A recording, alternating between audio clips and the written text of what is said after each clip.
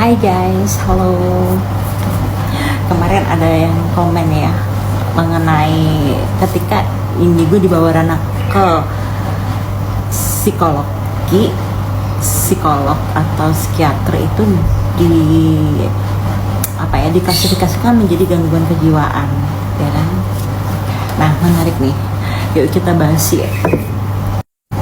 Oke guys, sebelumnya di sini aku mau menegaskan ya bahwa diriku bukan expert di dunia psikolog atau psikiater ya. Jadi aku pengen menanggapin ini ya. Aku nggak tahu ini bisa menjawab pertanyaan itu atau cuma membuat intermezzo aja. Aku nggak tahu. Tapi tergantung kalian menerimanya seperti apa guys. Aku cuman ingin membagikan apa sudut pandangku gitu tentang hal ini, terkait hal ini. Jadi untuk membedakan ya antara ini kena gangguan mental atau gangguan jiwa atau bener-bener anak indigo yang kelenjar pinealnya aktif atau cakra-cakranya aktif ya, itu bisa kita bedakan guys sebagai orang awam ya, sebagai orang awam. Pertama, untuk yang gangguan kejiwaan ini aku bahas dulu ya. Untuk yang gangguan kejiwaan sebagai aku orang awam ya, sekali lagi aku tekankan aku orang awam. Yang pertama, untuk mendiagnosa bahwa dia itu terkena skizofrenia atau anxiety, itu harus dibutuhkan tes. Sekali lagi harus dibutuhkan tes psikologi guys. Gitu, nggak bisa kita sembarangan mendiagnosa bahwa orang ini tuh terkena anxiety atau skizofrenia, nggak boleh. Itu harus itu harus melalui tes untuk mendiagnosa. Jadi kita nggak boleh sembarangan ya guys untuk komentar bahwa itu kena halusinasi dan lain-lain. Kita nggak boleh, karena itu harus melalui tes. Oke? Jadi ini untuk sharing aja ya, agar kita tuh nggak sembarangan mengkomentari orang. Oke?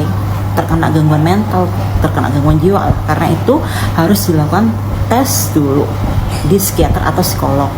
Oke, jangan sembarangan mendiagnosa orang lain ya, paham ya? Kemudian yang kedua adalah orang ini mengalami perubahan sifat yang ekstrim sekali dengan waktu yang sangat-sangat singkat. Jadi ada hal yang men-trigger dia melakukan perbuatan atau menimbulkan sifat-sifat yang berubah secara ekstrim, secara signifikan ekstrim dengan jangka waktu yang sangat-sangat singkat. Ini yang membuat orang-orang sekitarnya tuh merasa aneh gitu. Loh, kok bisa sih orang ini berubah sifatnya? Tiba-tiba berubah gitu guys. Itu perubahan sifat yang sangat-sangat ekstrim dengan waktu yang sangat-sangat singkat. Tuh. Yang ketiga, dia melakukan hal-hal yang membahayakan dirinya gitu. Jadi apa yang di otak dia itu direfleksikan ke kehidupan nyata, membahayakan dirinya dan orang lain. Misalnya dia seperti bertemu dengan hantu, kemudian dia pengen bundir. Oke? Gara-gara bertemu dengan hantu itu terus dia tiba-tiba pengen bundir, atau gara-gara hasutan sosok di halusinasinya itu dia pengen membunuh mengkill orang. Jadi pengen orang. Nah itu. Jadi ada bisikan-bisikan atau visualisasi di dalam otaknya dia yang membahayakan dirinya sendiri dan orang lain. Nah itu perlu diperiksakan guys, seperti itu tuh guys, bahaya ya, membahayakan diri dan orang lain sampai karena orang tersebut sudah nggak terkontrol lagi untuk melakukan hal-hal, udah nggak sadar lagi bahwa apa yang dia lakukan tuh membahayakan sekali gitu loh. Udah hilang filter buat mengontrol dirinya, itu udah hilang, kesadarannya udah hilang gitu. Jadi itu tadi ya, untuk mengenali bahwa itu memang gangguan mental ya, halusinasi dari gangguan mental atau kejiwaan ya. Kita bisa cek dari itu ya, dari yang aku sebutkan tadi guys. Itu menurutku ya, menurutku. Kemudian untuk yang bener-bener asli indigo, karena indigo itu kan banyak sekali ya guys ya, banyak sekali macamnya indigo. Mungkin yang dimaksud di sini adalah di indigo yang interdimensional. Oke, interdimensional yang apa ya namanya, lupa aku. Lebih ke sensory perception ya, lebih ke sensory perception itu begini caranya guys. Ini menurut aku. Yang pertama, pembawaannya tenang guys, pembawaannya sangat-sangat tenang. Yang kedua, dia ini bisa menempatkan diri dimanapun, bisa membawa diri, bisa menempatkan diri dimanapun, bisa menyesuaikan diri di mana lingkungan dia berada, dan nggak gampang tersulut emosi. Ya, oke. Dia nggak gampang tersulut emosi. Terus yang ketiga, biasanya orang-orang seperti ini tuh cara ngomongnya sudah berbeda guys. Apa yang diomongkan itu dewasa banget, kayak wise banget gitu loh. Jadi meskipun dia usia yang muda ya, tapi dia mempunyai pemahaman yang sangat-sangat dewasa atau sangat-sangat wise. Oke, sangat-sangat dewasa. Apa ya gitulah, pemahamannya wise ya. Dan untuk yang keempat, biasanya orang-orang ini itu tidak ada perubahan yang ekstrim guys, jadi bertahap gitu loh. Beda dengan yang tadi, yang gangguan kejiwaan itu tadi gitu.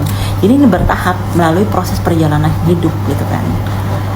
Dan biasanya dia tuh banyak melakukan apa ya, hal-hal yang baik yang berimpact atau berdampak untuk dirinya sendiri dan orang lain gitu ya, seperti mungkin melakukan dharma gitu. Itu tuh orang-orang yang memang pembawaan apa ya, yang kelenjar pinealnya memang aktif atau cakra-cakranya mulai aktif guys. Jadi dia mempunyai kesadaran penuh, apa ya, kontrol penuh untuk dirinya sendiri. Berbeda dengan gangguan kejiwaan itu tadi, yang dia lost control ya, dia nggak bisa mengontrol dirinya sendiri. Itu guys, perbedaannya itu. Memang ini agak sedikit membagongkan ya gitu. Aku juga ini sedikit ada yang menggelitik di aku. Kalau memang tentang itu tadi semua digolongkan untuk gangguan kejiwaan atau gangguan mental ya, di penanganan mental atau penanganan kejiwaan itu ada namanya hipnoterapi. Oke, hipnoterapi. Hipnoterapi tersebut ada juga yang sampai ke past life regression. Nah, kenapa kok bisa kesana gitu loh? Ketika memang itu nggak masuk ranah untuk supranatural atau spiritual ya, kenapa kok memakai metode hipnoterapi? Hipnoterapi dan past life regression, apa yang dicari? Ketika itu semua nggak ada sangkut pautnya dengan hal-hal yang berbau spiritual atau supranatural ya. Tapi kenapa untuk terapi penanganan kesehatan mental atau kesehatan jiwa ya, itu mereka melakukan metode hipnoterapi dan past life regression? Kenapa? Apa yang dicari gitu? Ada yang bisa bantu jawab nggak ya? Monggo silakan guys, kalau ada yang bisa bantu jawab. Aku juga penasaran kalau